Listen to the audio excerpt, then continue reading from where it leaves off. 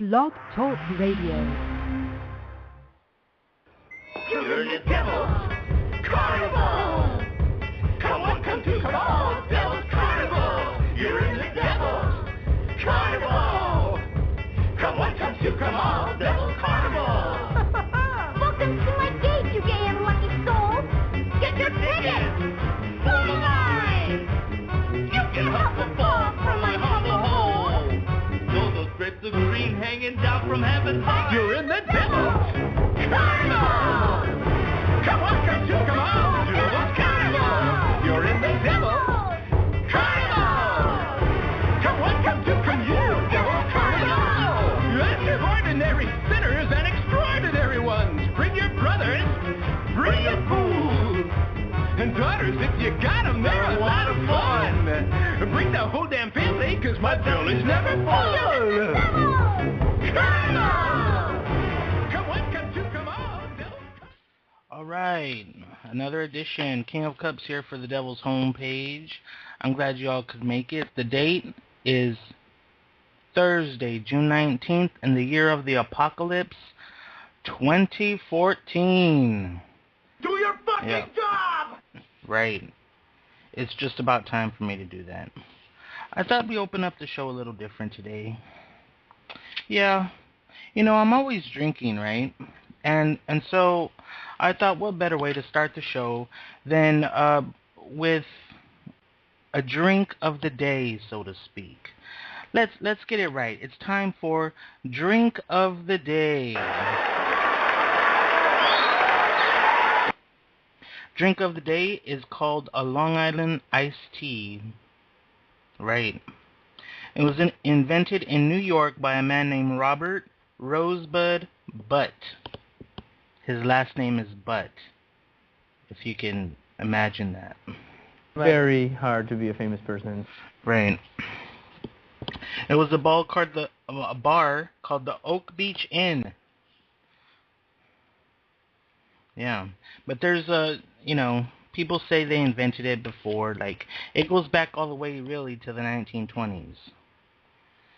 And it actually gets its name from the color it has, because it has just about everything in it, right? So it gets its name from the color it has.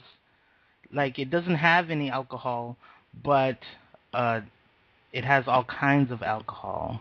Shut up and let me think. Right. Yeah. So that's where you have to make people believe that their cocktail doesn't taste like there is anything in it. It's a big accomplishment when you can do that. So here's how you can make your own very own Long Island iced tea. 1 ounce of vodka, 1 ounce of gin, 1 ounce of rum, 1 ounce Blanco tequila, 1 ounce lemon juice, and 3/4 of an ounce of simple syrup. And you top that off with a little bit of cola, right? And voila. Your very own Long Island iced tea. I love iced teas. They're really good. See, this is the kind of drink that doesn't have any actual iced tea in it, right? But it just looks like it's an iced tea. But it's loaded up with much liquor and tasty goodness. Yeah. So if you didn't know by now, my birthday is April 2nd, 1977, which makes me an Aries, right? So now is the time where I have to read you my horoscope, because I found it very, how should I say? It was very thought-provoking. I knew it. I'm surrounded by assholes. Okay. Some wild news comes your way, but luckily just about all of it is positive for you. Well, that's good. I'm glad there's no negative pathways in the stars. Well, isn't that special? The word should arrive via some higher up you were positive had never even noticed you, much less thought you were worth thinking about. Once Once you're past the amazement and you've discovered that you weren't being ignored, you need to make a big decision. A wonderful bolt from the blue should make that a lot easier. I work just as fucking hard and I get shit. Yeah. Well, that could be anyone really. It could be like my mom or my dad. You know what I mean? Uh, from a higher up who doesn't notice me. Here's an idea. What if, okay, what if the higher up is actually God?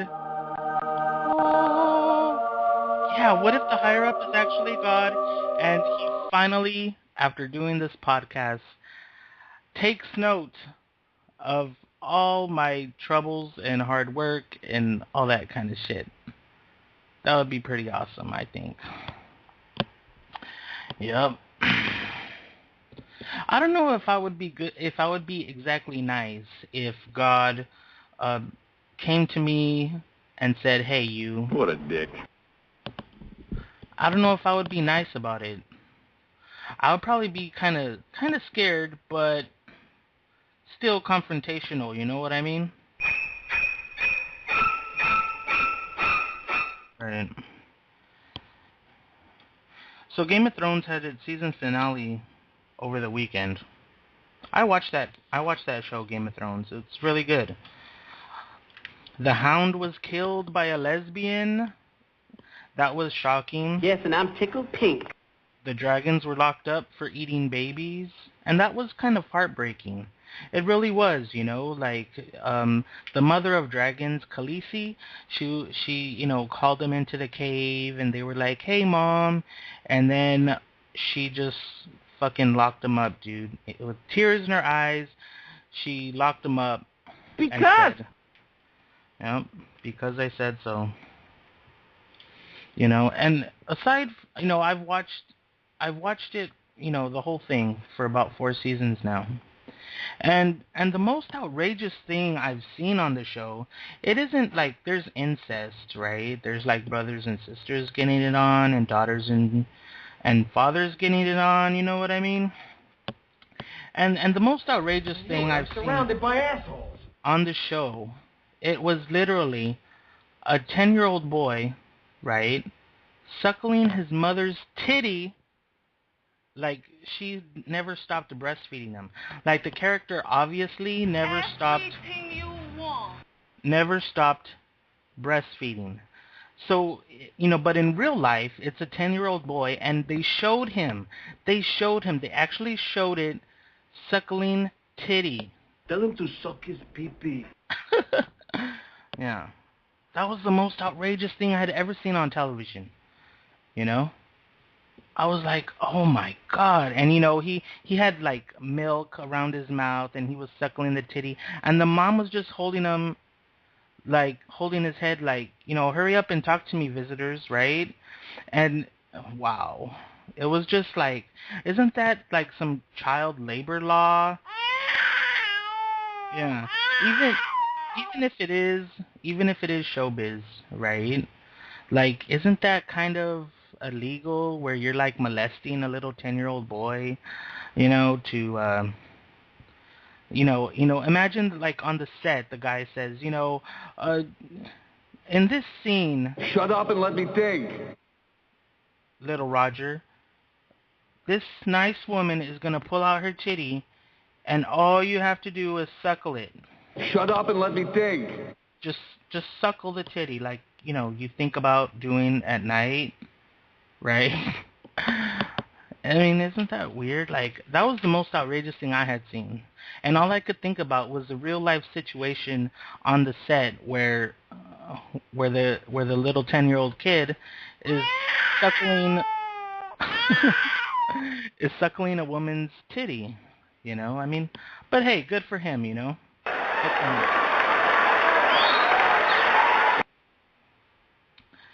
In any case, 9 months lay between us and the day we find out if Tyrion, the midget guy, makes it to safety, or even where he's going. Like, where did they send him? Maybe I need to watch the episode again, but... Very hard to be a famous person. Right, where's he even going? at this point. You know? But, you know, and so with the end of Game of Thrones comes the beginning of the end for True Blood. Yeah, I like True Blood.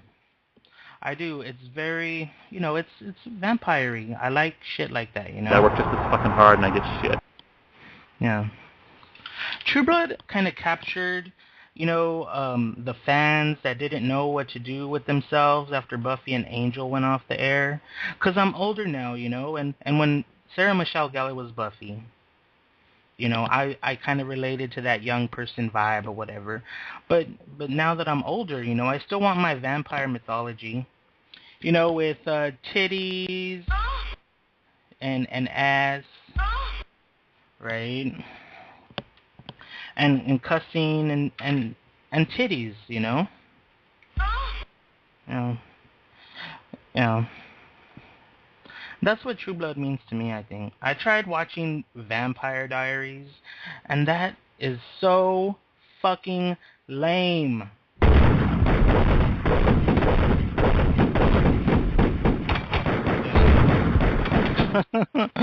Yeah, it was lame. It was like childish to me, you know?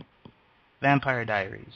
So that proves, you know, not just any old vampire saga is gonna hook me in line and sinker, you know. It's gotta be age appropriate. Yeah. You know, and I like the cycle that HBO has where, you know, one hit show ends, but then the next week you don't even have to wait for like a buffer zone because the next week another show takes its place, like right on Sunday night, you know, and I gotta applaud HBO for that. You know. So about the beginning of the end for True Blood is that I think Sookie is gonna become a vampire because on the most current posters for the season, there's Sookie on the poster crying blood, you know? So she's going to be a vampire. Yeah. You know, and I don't see Lafayette making it to the season finale. I think they're going to kill him off mid-season, but it kind of sucks, you know, because I kind of like watching him. Well, isn't that special? Yeah. Maybe that says a whole bunch of weird shit about me. What do you guys think? And so instead of having a major True Blood movie event, like released in theaters or whatever, Everything you want. they want to try and make it a musical. Yeah, if you can believe it. Yep. I would go see it because I'm a fan of you know, of True Blood, the show. You know, I would go see it. Yes, and I'm tickled pink. Yeah. So something for you True Blood fans out there, you know. There's still hope that we won't see the last of Sookie Stackhouse. Sookie Stackhouse. What a dick. Yeah. Yep. Let's see here. So in other news, Because in Albuquerque, a bus driver in New Mexico's largest city was fired after surveillance cameras caught him in a sex act with a woman while at work. Everything you want. According to the video, and sorry dude, but there's video of it. I knew it. I'm According to surrounded the by video, assholes.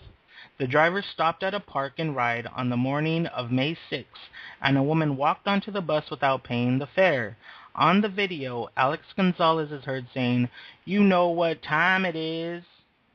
And yeah, I really think she did. There was no one else on the bus, according to the video. After the act, Gonzalez said, "Man, if I could sell that, I could make $1 million."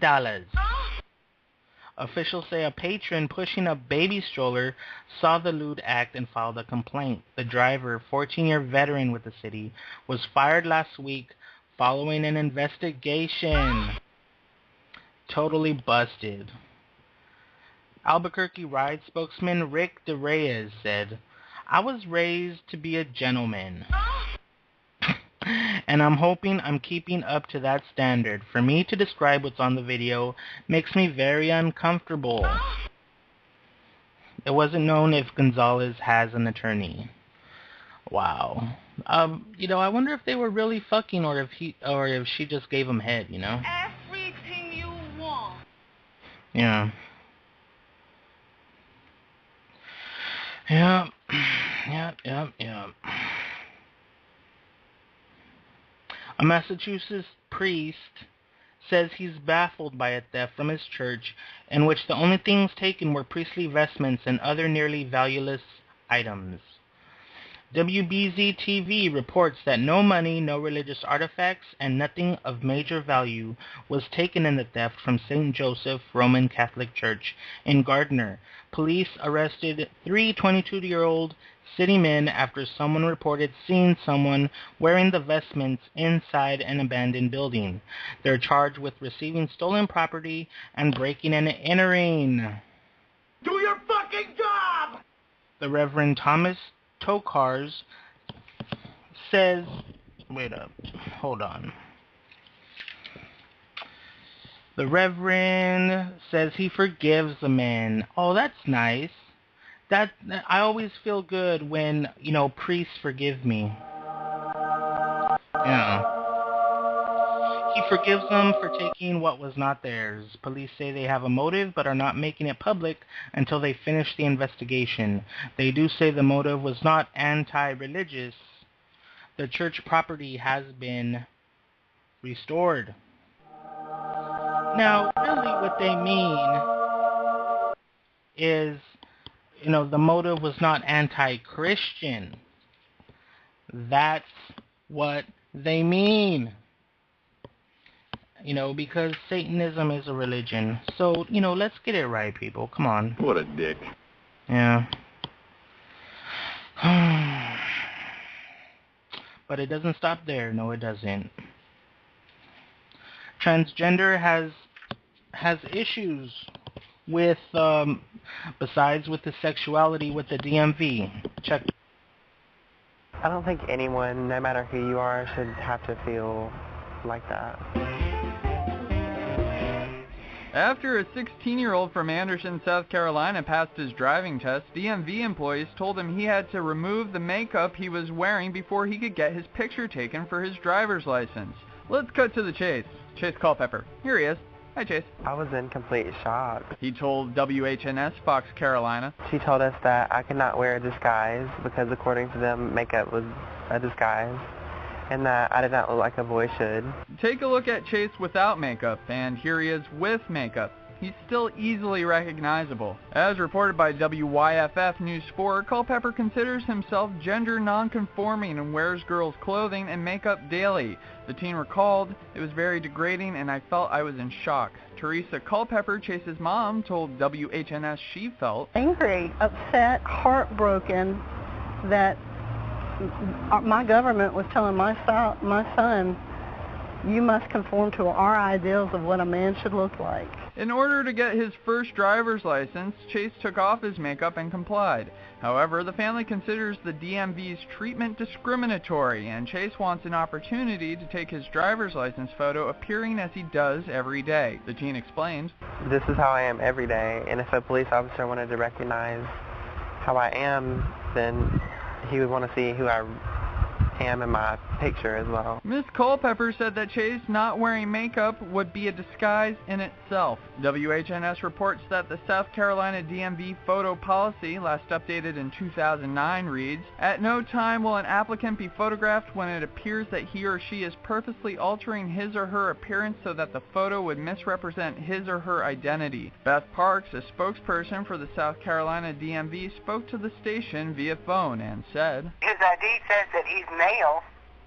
The card says that he's male. He needs to look like a male." Chase asked the Transgender Legal Defense and Education Fund for help. They agreed that the teen's rights had been violated and on June 9th contacted the DMV expressing so. Park said that if a person is transgender and has their name and gender changed through the courts, then the DMV will honor that change. But what if you just wear makeup every day? Why do you have to be transgender? Why do you have to be anything? I'm still developing, like, into the person that I am. Like, I'm still trying to figure all that stuff out. Park said that because the DMV acted according to policy, Chase would not be allowed to retake his driver's license photo. The family is looking into the possibility of legal action. Chase really is like any American in that he's being aggravated by the DMV. Welcome to adulthood, Chase. Chase says he's sharing his story to drive change and prevent others from having to go through what he did. Ms. Culpepper said, I'm very proud of him. I love him very much, and I stand behind him 100% because he's not done anything wrong. I don't think anyone, no matter who you are, should have to feel like that. Like that. You would never believe my boyfriend's gay. Shut up and let me think. Yep. You know, I saw a picture of this guy, right? And with or without makeup, he does look like a woman. And I think that he would totally agree with me on that. He would. I think he would agree with me. I mean, I don't understand this. I understand transgender maybe a little bit, but what I don't understand is how can you be gender neutral? He's a guy, and he wants to look feminine, right? So that means that he relates more to a woman than he does a man. Tell him to suck his pee-pee. But that doesn't make him gender neutral, You know what I mean? He definitely identifies with one gender more than the other, So good luck with that lawsuit there, Chase. Alright, it's time for a break. Let's see, what are we going to play here? Alright, watch these balls. We'll be right back.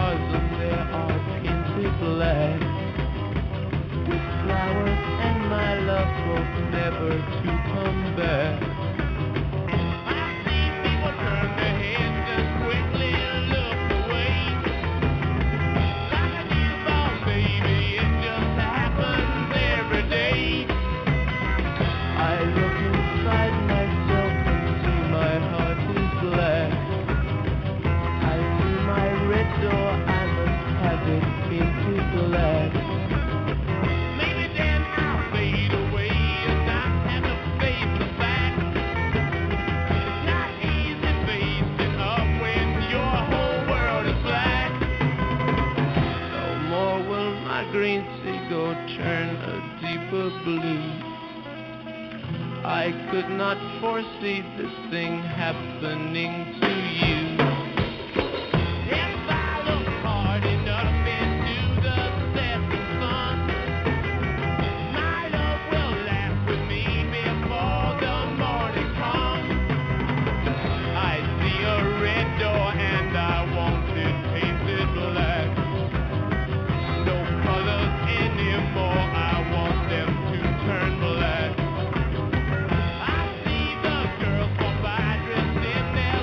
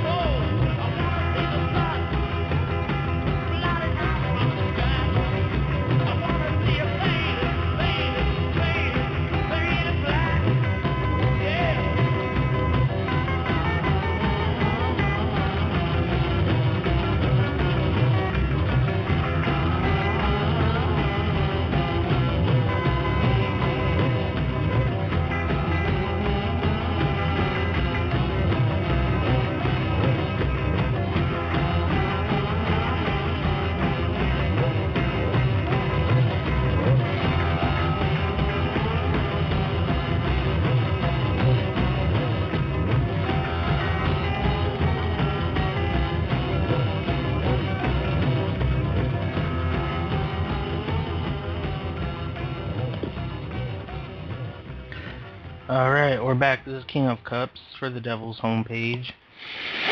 You know, I started thinking about the show, right? And the whole 30 seconds, I thought, you know, I don't have a Facebook, I don't have a Twitter, nothing like that. So you know what? For all you faithful listeners out there, I'm going to try to get some of that shit. Some of that shit together, you know what I mean? I mean, if if you're actually subscribing or, you know, you're watching out for how I do, then, you know, I think you kind of deserve a little something something, you know? Very hard to be a famous person. Yeah. Yep. So we'll see. I'll keep you updated on it, you know, but I encourage people to leave comments in the Dropbox. Send me an email, you know what I mean? See, you know, tell me something. Communicate. This is all about communication. You know, this is all about communication. It's me communicating to you. Now, don't let this be a one-sided thing, you know? Tell him to suck his pee-pee. Right. Capital punishment is big in the South. Not only in Texas, even though they lead the way for states like Florida, Georgia, Mississippi, Missouri, right? And you know, yeah, it's kind of a necessary evil, I think. Well, isn't that special? A man convicted of killing his wife and her 5-year-old son nearly 30 years ago was executed at Florida State Prison on Wednesday, the third person to die by lethal injection in 24 hours across the U.S. South. John R. Henry's death was the third U.S. execution since a botched injection in Oklahoma in April renewed a national debate over capital punishment. And make sure it's a good one. So, John Henry's death, right? Apparently what happened is that, you know, they're doing lethal injection and the injection didn't go as smoothly as they thought it would. I knew it. I'm surrounded by assholes. And apparently that's cause for raising questions about whether the death penalty is a good idea. Fuck you! Henry, 63, who previously served 7 years for manslaughter and the slaying of his common-law wife, was pronounced dead at 7:43 p.m. He asked forgiveness of his victims' families and Jesus Christ in a brief final statement. What a dick. I bet you Jesus would fucking forgive this guy. I bet you he would. Isn't that right, Jesus? Oh, you want to try to make an appearance? No, fuck you. You want to try to make an appearance on my show? Fuck you. Henry's attorneys sought to have him declared mentally unfit for execution, but the U.S. Supreme Court rejected his last round of appeals. Henry met with relatives and a Catholic spiritual advisor before declining his last meal on Wednesday, according to Jessica Carey, spokeswoman for the Corrections Department. He was condemned for fatally stabbing his wife, Suzanne Henry, at her home a few days before Christmas in 1985. Isn't that nice? A few days before Christmas, you decide to kill your wife. Good job, Christian. Good job. Good job, Reformed Christian. Good job. What a dick. He then abducted her son by a previous relationship, Eugene Christian, and stabbed the boy to death with the same knife several hours later. Good job, Christian. Good job. Good job. Good job. I'm sure it takes real guts to be forgiven, man. 2 convicted killers, one in Georgia and the other in Missouri, were put to death less than a day earlier. Georgia inmate Marcus Wellens, 58, convicted of the 1989 rape and strangulation of a 15-year-old neighbor he abducted while he was walking to her school bus stop, was executed on Tuesday night by injection. The procedure went smoothly, a state corrections official said. Well, that's good that he died a clean death. What a dick.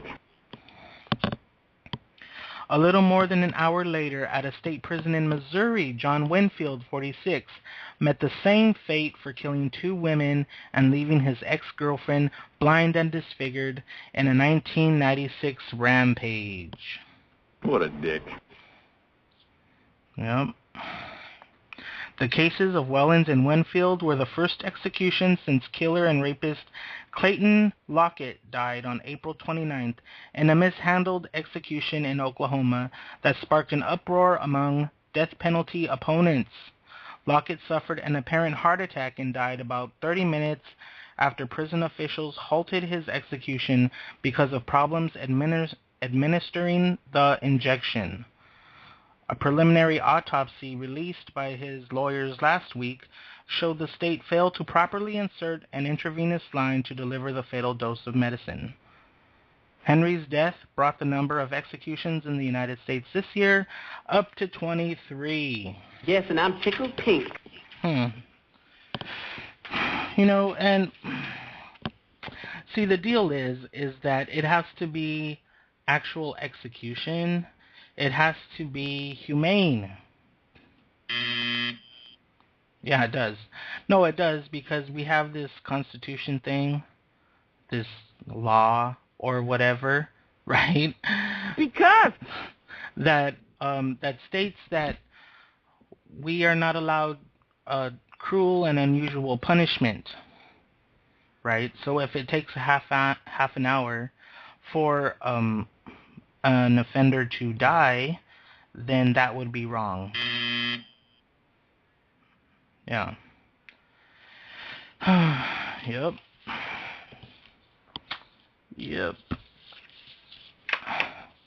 But you know, I mean, he did it before Christmas. I'm not a Christian, but if he did it before Halloween, then I would totally be in favor of killing this guy.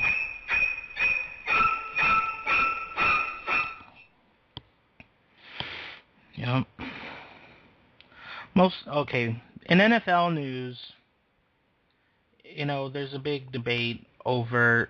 And make sure it's a good one. Over the Redskins name and whether it's offensive or disparaging, right? Because we have laws like that as well, you know? Tell him to suck his pee-pee. Anti-discrimination laws that protect the disenfranchised. Most of the major blows to the supporters of the Washington Redskins name have been just words. Now there's a significant action against the nickname. The U.S. Patent and Trademark Office has canceled the Redskins trademarks.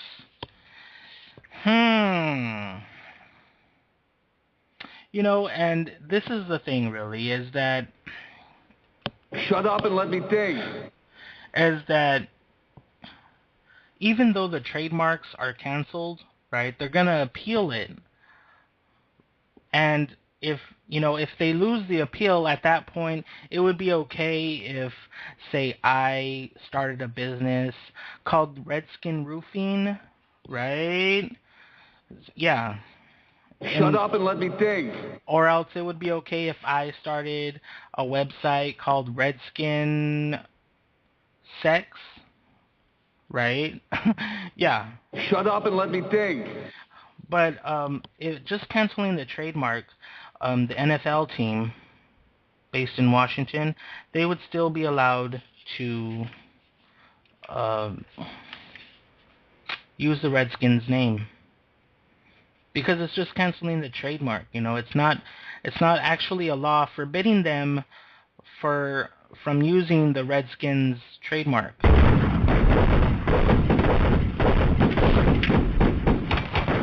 Yep. Redskins. Give me a break. Redskins. Give me a break. Well, you know what? It's time for the Jesus joke of the day.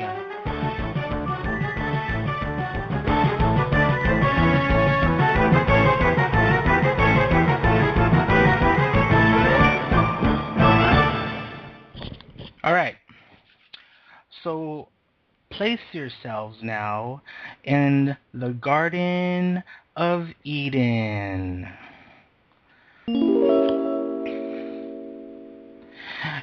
And Lucifer and Mary are fucking making out, and Mary like whips out the titty, and Lucifer starts sucking it, and he's all nom nom nom nom nom nom nom nom nom. Good titty, good fucking titty. I love this fucking titty. This is the best fucking titty I ever fucking had, Mary. You're giving it to me good tonight. And Jesus peeks over a bush and watches Lucifer suckle his mother's titty. Then Lucifer looks over to Jesus and says,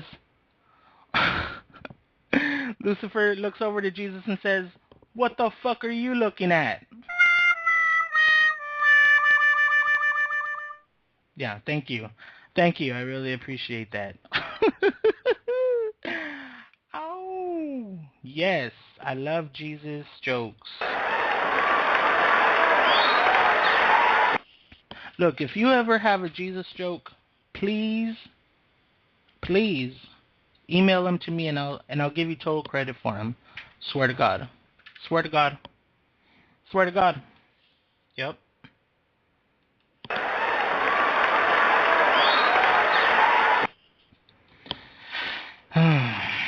Meanwhile, in Ohio, a curious boy who sneaked into an abandoned house over the weekend discovered a mummified corpse hanging inside a closet unnoticed for nearly 5 years, officials said.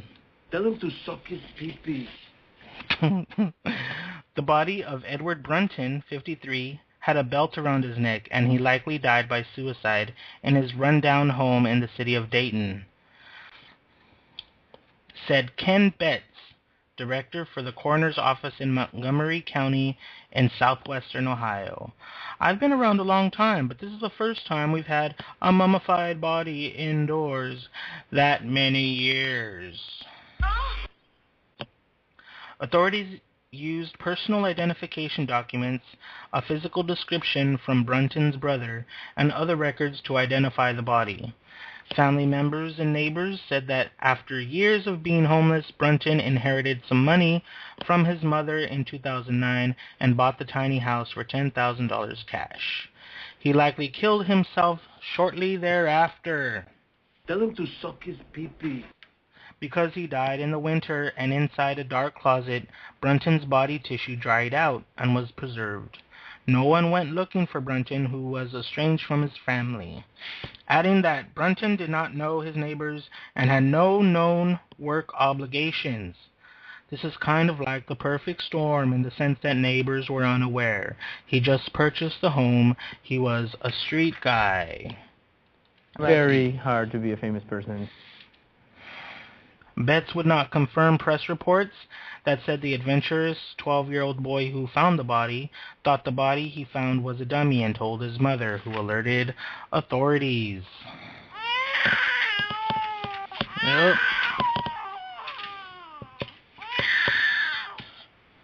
Yep. Yep.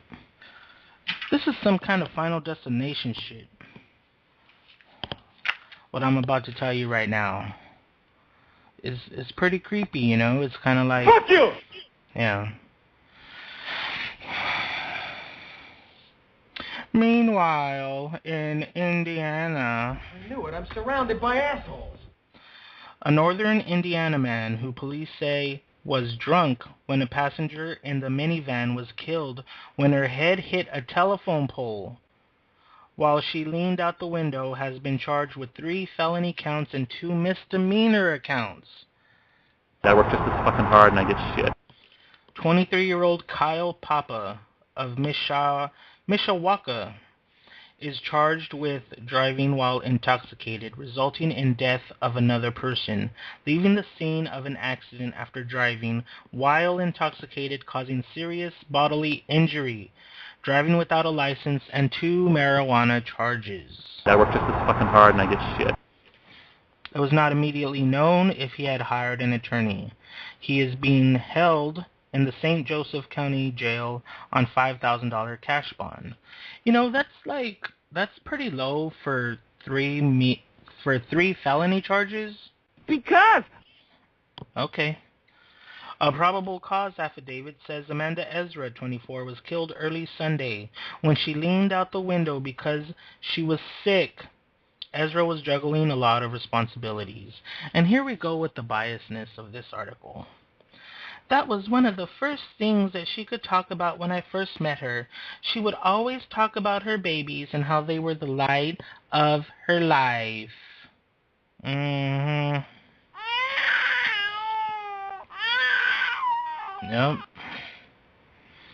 The mother of 3 was enrolled at an Ivy League junior college, working toward her dream of becoming a teacher, a dream that would also mean a better life for her kids. Friends say on Saturday night, Ezra needed a break. So she doesn't go out every Saturday night, you know what I mean? She just goes out.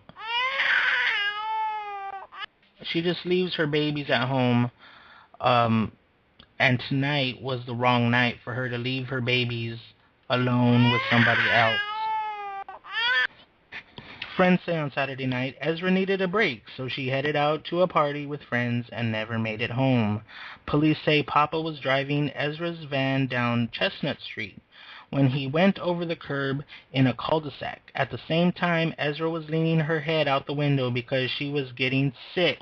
Blech. Papa drove between a utility pole and the wire holding it up, causing Ezra's head to hit the wire. I lost a friend, and she made a choice to have some fun, get a break from the kids, and it turned out tragically, friend Anina Adkins said. So this guy, Kyle, he fled the scene. And one of her friends says, I think he deserves way more charges than he has gotten. I believe he should be on death sentence because it took an innocent woman's life.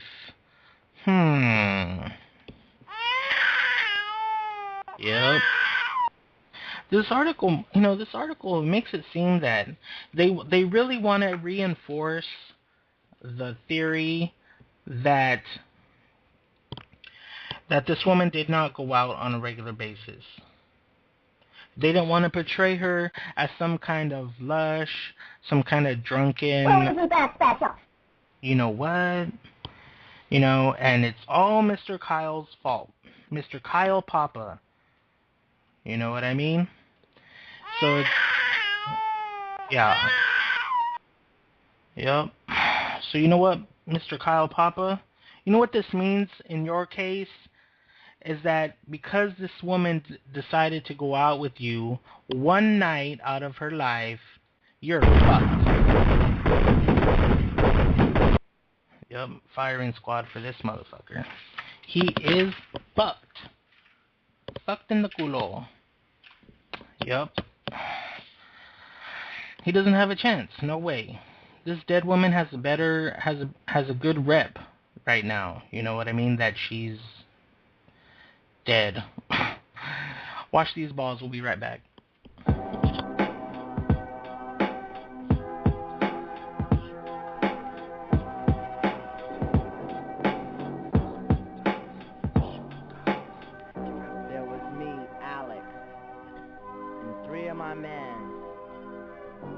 Supposed to meet at the Corova Milk Bar. The Corova Milk Bar couldn't afford its liquor license, so it sold milk plus drink rum, or symptomatic. It would sharpen you up for a bit of the old ultraviolence, which plagued our minds for the evening. And so, kiddies, death for all. Right. Against a machine like rain. Bitches say I hate you, Cage, after circle jerk. I wash my hands off in new dirt. This with a smirk, plus happy to stir. Fuck the first 2 bitches like dogs, and I jacked off on the third. I'm obvious oblivion, but that's my science. Fuck your head up like cornrows put in by blind giants. Haven't been waiting since the last corpse kidded. Wore a bloodstained smile and told the cop he did it. Of course the most raw throughout the 914 10940. Got you be shook like Doc Horror. Pour beer out for yourself because you're walking dead. I'll burn your house down like a fucking talking head. And get high like fuck and pick apart my brain. Dissections made mentally cause infections. Break you with inventions, sick intentions. Leave most MCs lost in my sentence. I'm strictly be on it back, come and get me. Hemoglobin left from a lick like a hickey. Leak smoke got me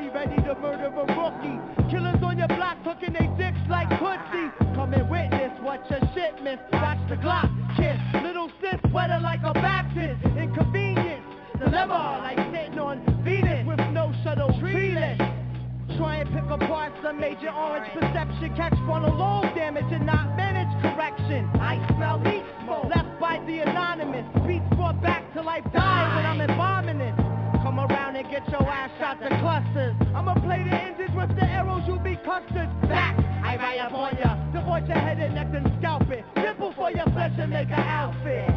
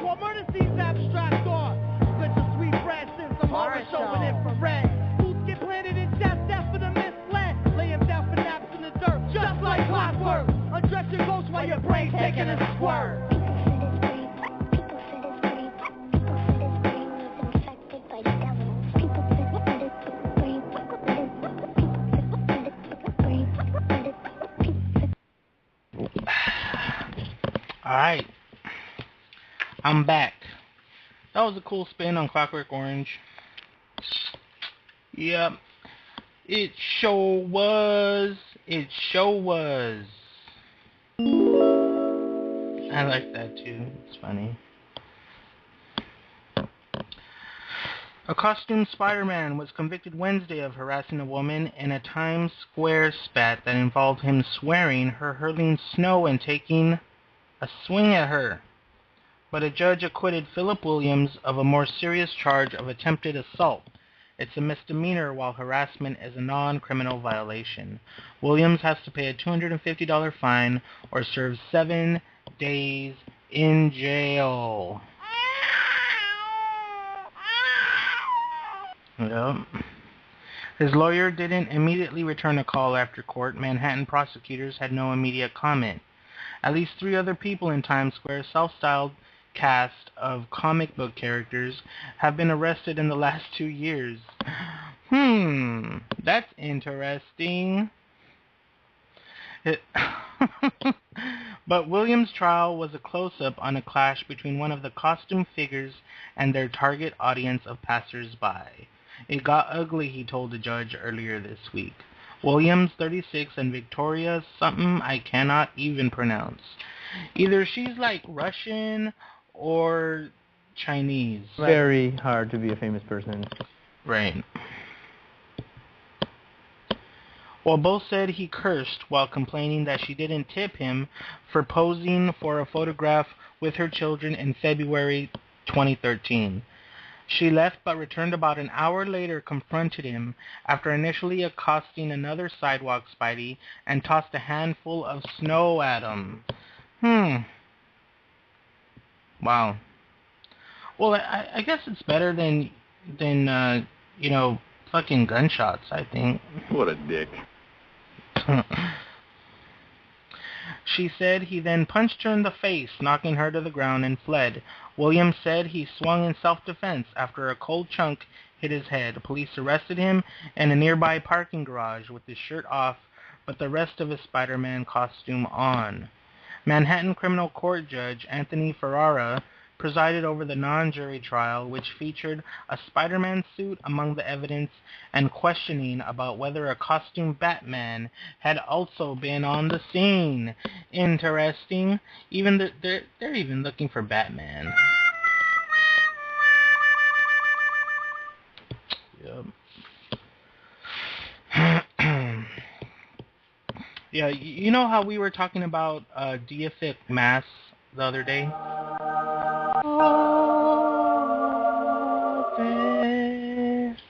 Alright. Well, here we go. Deific mass. I mean, they are when you worship a god. For those that don't know, right? They are when you worship a god. Yeah, and you become that god. Like atheistic Satanists, they worship Satan, kinda. When they do ritual, they become Satan, right? I'm not lying. I'm not making this up. This is a true thing. Deific mass. And the same thing happens when Christians worship the Christ. They identify with the Christ. They put themselves in his path of the crucifixion and the cross, right? So it's kind of the same thing. So this is what happens when people put on masks of legends like Spider-Man. Spider-Man is selfless, noble, honest. Am I right or am I wrong? What a dick. And when people put on deific masks, they end up hitting old lady mothers for not tipping them for taking pictures with their children. Yeah. Heroes, there's no way faster than to soil a hero than to have people portray those heroes. Do your fucking job! Right. People are corrupt. It's just the nature of the beast, and it won't be the last time. Because Yep. Yeah, so in more supernatural news, right? In more supernatural news, Alcatraz had a visitor that appeared to some tourists from, where are they from? I think they're more from Europe or somewhere. While visiting San Francisco, California last April, British couple Sheila Walsh and Paul Rice decided to check out Alcatraz Island and its infamous former prison, and immediately left an impression. I can see how Alcatraz would leave an impression on you, you know what I mean? It's so historic, I think. Yeah. Alcatraz Penitentiary is a must-see for any tourist, Mrs. Walsh said. However, as soon as we entered the prison, everything felt very eerie. I didn't feel comfortable there. If you think the photograph Ms. Walsh is what she says it is, you won't blame her for feeling uncomfortable. Now, I've seen the picture. She took a picture, right, of a window, like one of those two-way windows or whatnot, and all of a sudden, right, someone appeared in the picture, magically, supernaturally, no doubt. I saw the picture, and it looks like the woman from Insidious. But you can't tell, like, with technology and Photoshop the way it is. Like... Shut up and let me think. You know? The woman's hair and clothing is from a different era. It looks like she's from the 30s or 40s.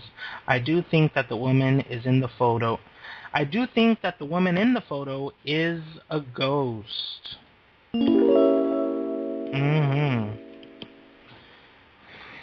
KRON 4 News points out Alcatraz officials have dismissed claims of ghosts and other supernatural elements in the past, but notes that former guards and park rangers swear that the island and prison are haunted by something sinister.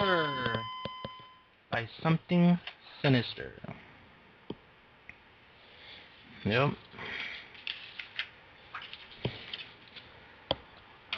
A group of Chicago area nuns is suing a strip club behind their convent. That's not very nice. That's not very nice. Complaining of noise, glaring neon lights, fistfights, and heaps of litter that include empty whiskey bottles and used condoms. The Missionary Sisters of St. Charles Borromeo said Illinois mandates a 1,000-foot buffer zone between adult entertainment venues and places of worship or schools. The suit, filed on Friday in Cook County, also names the village of Stone Park, where the strip club is located. The $3 million Club Allure opened last September across the back fence of the convent, which has 3 chapels, a home for retired sisters, and a house for young women thinking about becoming nuns, the nuns' lawyer said. The sisters have every right to pray and work peacefully without disruption from a strip club in their backyard. I really don't think so. I don't think they have a right. Partying takes precedence over Jesus. What a dick. Alcohol and hookers take precedence over Jesus. What a dick. A representative for the club was not immediately available for comment. Stone Park attorney Dean Crone said on Tuesday that the 1,000-foot limit applies to most of the state, but a 1-mile restriction applies to suburban Cook County, which includes Stone Park. He said the Cook County limit is unconstitutional because it would prohibit any kind of strip club in the small towns in the county, which would violate free speech protections.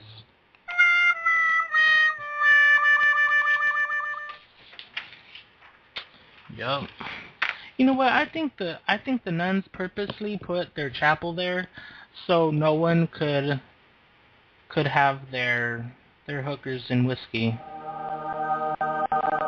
Jesus Christ, I just want to ask you right now, please tell the nuns to turn the other cheek and move out of the block so we can have our whiskey and hookers. Yeah. Yep. Alright, so speaking of nuns, speaking of that stupid religion that no one fucking gets. Yep. That's exactly what they are. We're gonna find out, why this religion is so fucked up in just a second.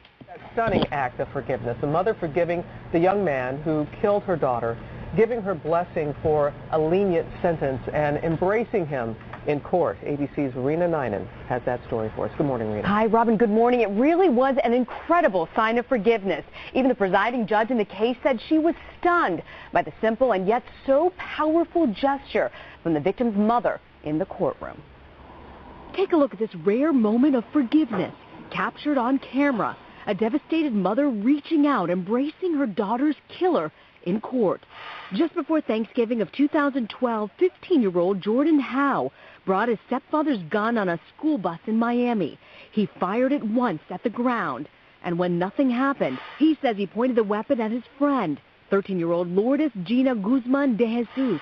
But this time, when he pulled the trigger, the gun fired, killing de Jesus. She would have been here right now. She would have had the way to tell me, Mom, forgive him. On Tuesday, Lourdes' mother, Addie, speaking in court, still visibly shaken by the loss of her child. Such a painful experience to parents should never. Hal, now 16 years old, confessed immediately to the crime, pleading guilty to 3 charges, including manslaughter with a deadly weapon. I'm just sorry for her loss and apologize for doing what I did. Hal faced up to 22 months in prison, but after meeting with the teenager and a judge, Addie, who was initially demanding a harsh punishment, came up with a different plea deal, and the court agreed. Hal will spend 1 year in a juvenile detention center and will also spend time touring Florida with Addie, talking about the dangers of guns. If he fails to follow through, he'll go back to court. I hope and pray that you do not squander this opportunity that you've been given. One mother turning a tragic moment into a teachable one. I forgave him because I found peace, because I feel like my daughter now is in peace. It won't bring my daughter back, but I need to keep her name alive. And in an effort to save other children, Addie plans to fight for schools to begin weapons classes, teaching students the dangers of bringing firearms to schools. And that was something, because initially she wanted a hard sentence, and then in time she decided that. Yeah, and and people often tell, and I remember doing a series on forgiveness, and when you do that, oh my goodness, when you're holding on to it, you're hurting yourself more so than the person that you think. But that's still what a giant heart she has. To be able to do that. The power of letting go. You just see it right there. Yeah. Thanks. Self-righteous putas. Self-righteous motherfuckers talking about, oh, she's so fucking... Are they serious about celebrating this bitch for forgiveness? Oh, give me a fucking break, dude. Swear to fucking God, man. Can't believe that shit. Forgiveness is fucking useless to me. It really is. It's a useless fucking emotion, man. Swear to God. I hate that fucking shit. That self-righteous bull fucking shit, dude. It makes me sick. Well, what's the big deal? Like, maybe she was right in the first place to want a harsh sentence for this guy that killed her fucking daughter. You know what I mean? But she said she found peace, and she found love, and she found Jesus. You know, I never in my years of being a Catholic, when I would forgive someone, it always felt wrong to me. It really did. It felt like people were just taking advantage of me, and that was the God's honest truth. That's what was happening, really, is people were taking advantage of me because I was so forgiving. What a dick. You know? And, you know, I mean, her daughter, she can forgive all she wants to, but her daughter's not going to be there anymore, you know? Yep. You know who else I wish wasn't here? I'm not saying her daughter's a bad person because she got blasted on, right? But I wish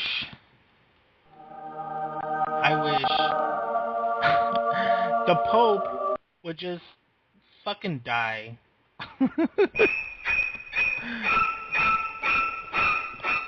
Yeah.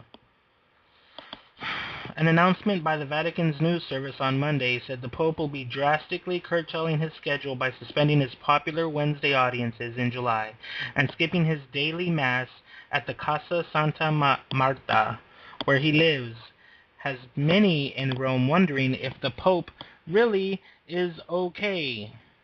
You know? Who cares if he's not? Like, the day he fucking croaks, I'm just gonna... Tell him to suck his pee-pee. Yeah. I'm gonna rejoice, but then another one will just pop up, and that's pretty much, That's pretty much the problem with the Catholic Church. Many people already have tickets for the July audiences, which implies that the decision to suspend them was spontaneous, not pre-planned.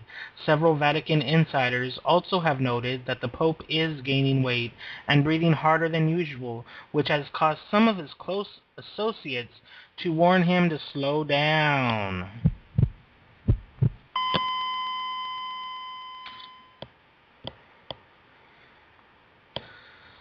By some estimates, Francis has gained as much as 20 pounds since taking office, likely because his physical activity has diminished, even though his schedule has intensified.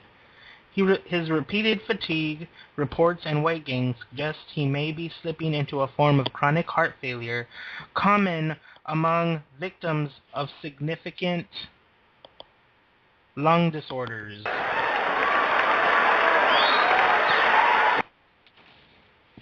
Wow. Maybe God is listening to us. That we want all the fucking Catholics to die.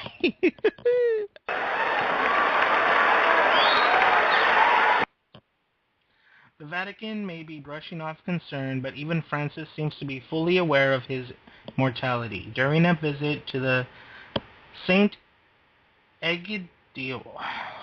This is something Italian. I've never seen this fucking word before. Well, it's a charity event in Rome. And it was on Sunday.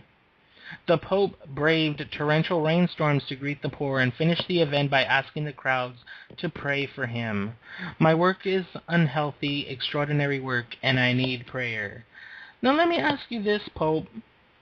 Like, aren't you the one supposed to be saving other people? I mean, isn't he the one that's supposed to be praying for other people? Isn't that, I mean, I was a Catholic for a very long time, and I know how that shit works. Saints are the ones praying for the people. People don't pray for the saints. Come on now. Yep. Wash these balls. We'll be right back.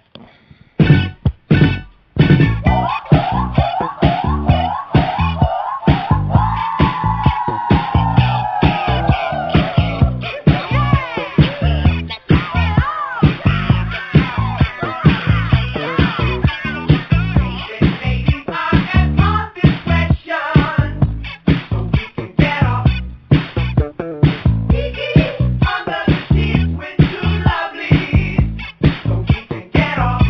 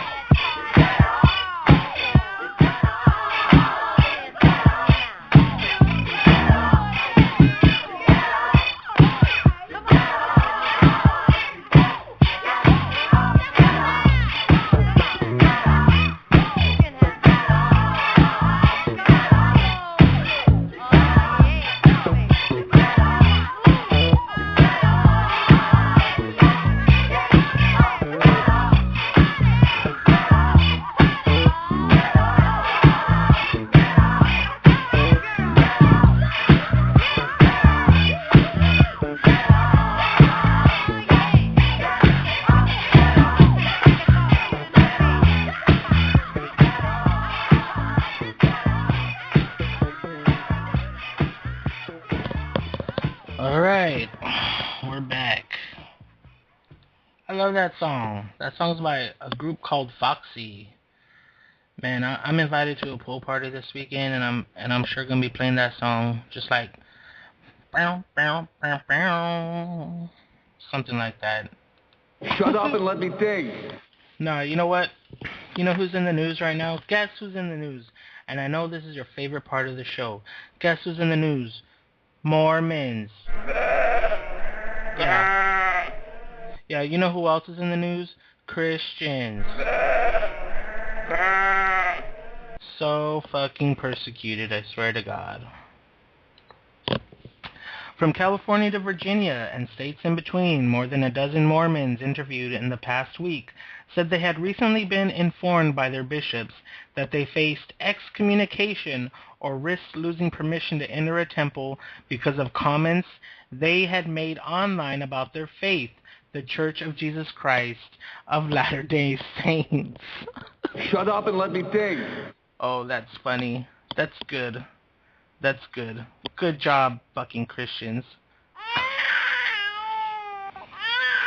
Good job. You know what's needed is a program that interlocks better with the public rather than trying to get the public to interlock better with the program. Yeah. That sounds like divine providence. When that happens, these members said their bishops had questioned them about specific posts they had made on their blogs, Twitter, and Facebook, in the comment streams of websites, or in conversations in chat rooms. The kinds of comments that have attracted the scrutiny of bishops and stake presidents who are regional supervisors include, but are not limited to,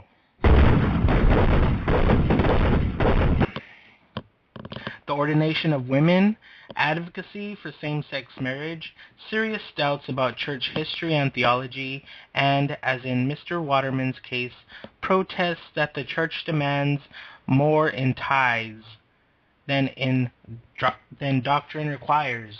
Tithes are, for those of you that don't know, tithes are donations. Tell him to suck his pee-pee. Yeah. Michael Otterson, managing director of the church's Public Affairs Office, said there is no coordinated effort to tell local leaders to keep their members from blogging or discussing their questions online. On the contrary, church leaders have encouraged civil online dialogue and recognize that today is just part of how the world works. And you know what? It's true. But you know what? These people need to get the fuck out of my world. However, he said, church leaders do grow concerned when discussion is used to recruit others for campaigns to change church doctrine or structure. You know what? If you think for 1 second that I'm gonna stop drinking before a show, fuck you! That's exactly what I have to say. Moving on. When it goes so far as creating organized groups, staging public events to further a cause, and creating literature for members to share in their local congregations, Mr. Otterson said, the church has to protect the integrity of its doctrine as well as other members from being misled.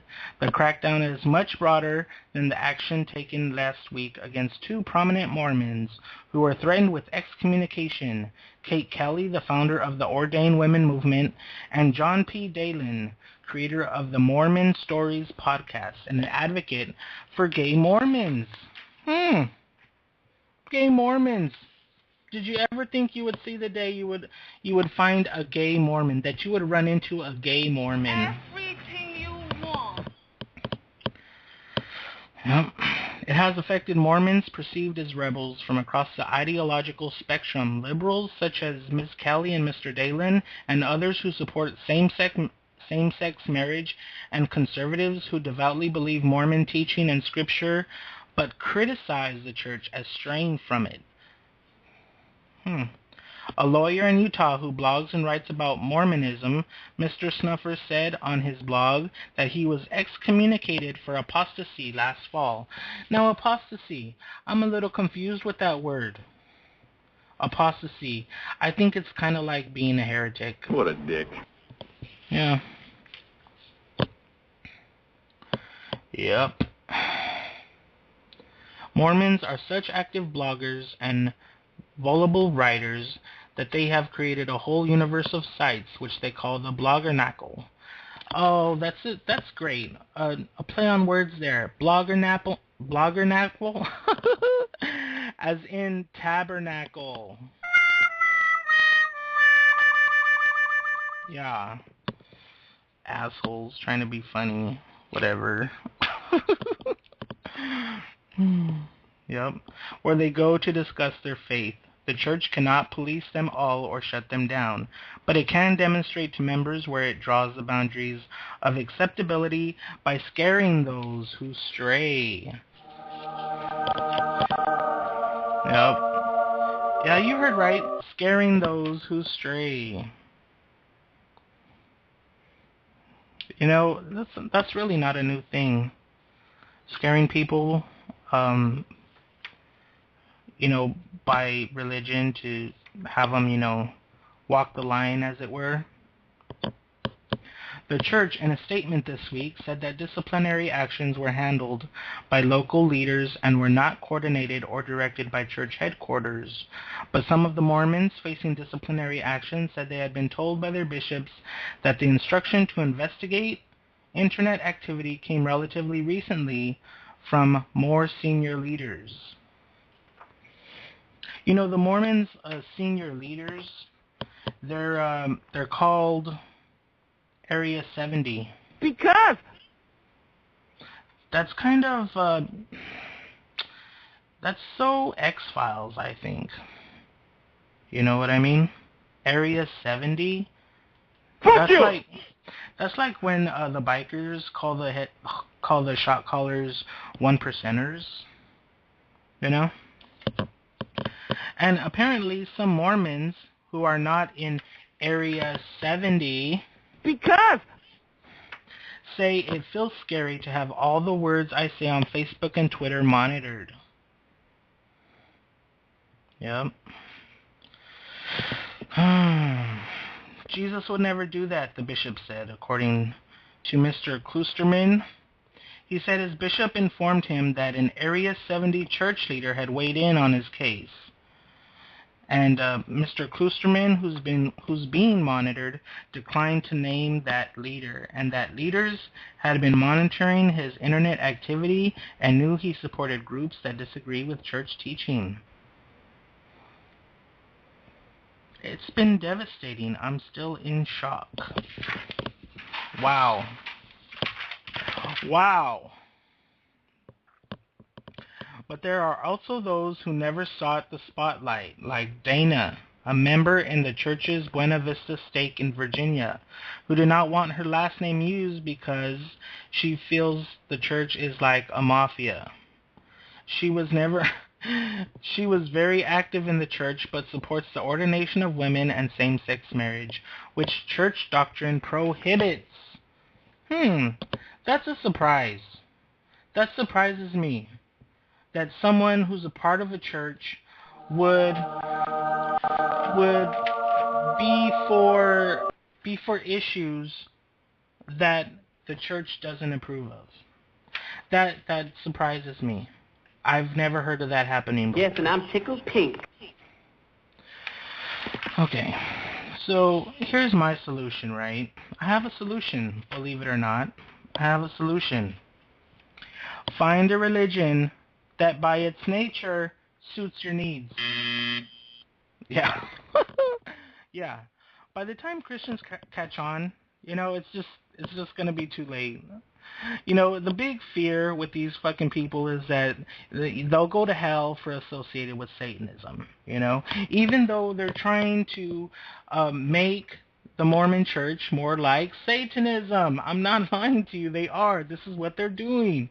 Because Yeah. But what they're failing to realize is that, one goes to hell for being a horrible Christian. I've like I said, I've read that gospel, that other book. I've read it, right? Do your fucking job! So I'm going to tell you right now what's going on. In their own book, in their own gospel, Jesus says it plainly, whoever adds or takes away from my words will suffer eternal torment. What a dick. And by these people trying to change the house rules and attempt to be more progressive, they are patronizing their own God. It's true. It's true. I'm fucking telling you the truth, everybody. Fuck these people. Fuck you! Oh my God. They're trying to turn Mormonism into Satanism. Why not just be a Satanist in the first place? I knew it. I'm surrounded by assholes. And bet you by golly, well, I'm going to see the same fucking Christians in hell with me when I fucking die. I swear to God, I'm going to see these same fucking people in hell. Very hard to be a famous person. And turning Mormonism into more like Satanism, that even offends me. Fuck you! Yeah, as a Satanist, it offends me. If the great almighty Father God was pleased with the terms of service of Satanism, Jesus would be the serpent in the tree, not Satan. Everything you want. Swear to God. Swear to God. Swear to God. Tell him to suck his pee-pee. Fucking people, dude. By the time these motherfuckers catch on to what's the score, it's gonna be too late for them. It's gonna be too late. Yep.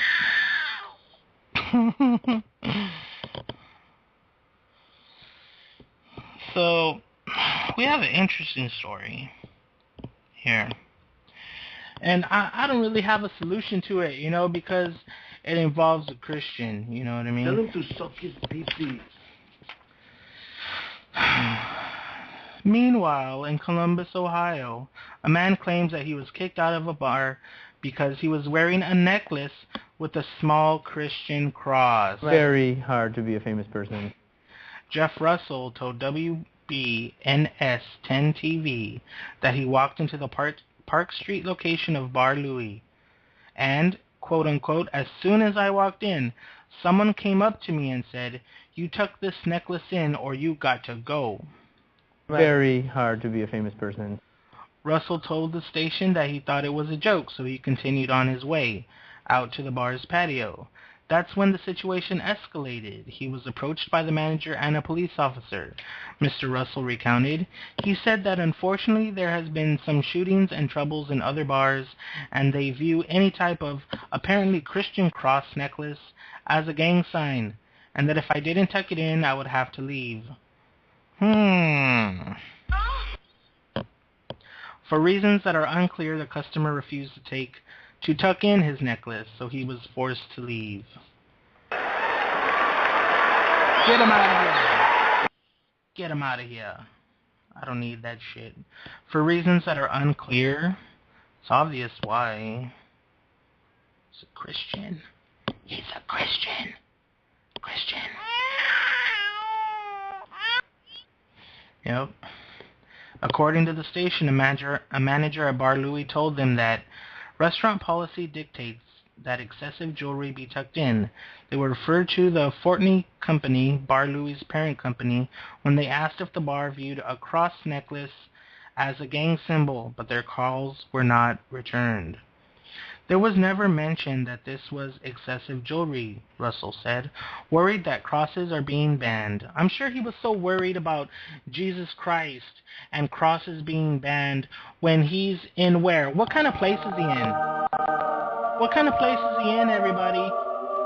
He's in a fucking bar where they serve alcohol and illicit liaisons go on there. I was specifically told that it was viewed as a gang sign, and you either tuck it in or you leave. If this is a gang sign, then I'm proud to be a part of it, and this is just beyond ridiculous. What a dick. Fuck this guy. Yeah, he's so proud to be a fucking Christian, drinking with Satanists. All you fucking drunks are devil worshippers, swear to God. And you know what I think really happened?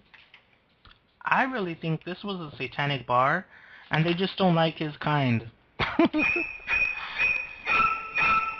Yeah, they just don't like his kind coming in and thinking they're the shit. Maybe it was a satanic bar and they just didn't want his kind there.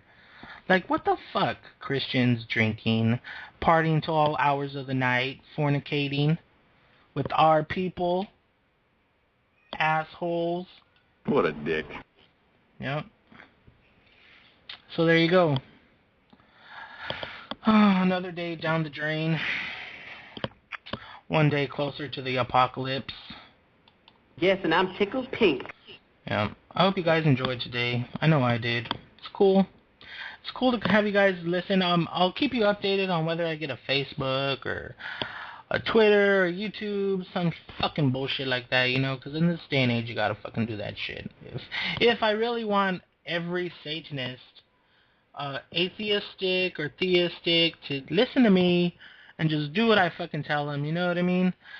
And then I gotta do that kind of shit, you know, and I'm gonna do my best to keep this show going. Yeah. So for King of Cups and the Devil's Homepage, the great team here at the Devil's Homepage, we say thank you for listening, and listen again and continue to listen. Peace out. Satan, Satan, lend me $1. Satan, Satan, let me $1 now. Satan, Satan, lend me $1. Satan, Satan, let me $1 now. The IRS, it really sucks. Uncle Sam took on my butt. If I did something to make you mad, you wouldn't be half so bad. Satan, lend me $1. Satan, Satan, let me $1 now. Please, Satan, Satan, lend me $1. Satan, Satan, let me $1 now. If you could spare a dime, that would sure be grand. So won't you come up and lend a helping hand? Please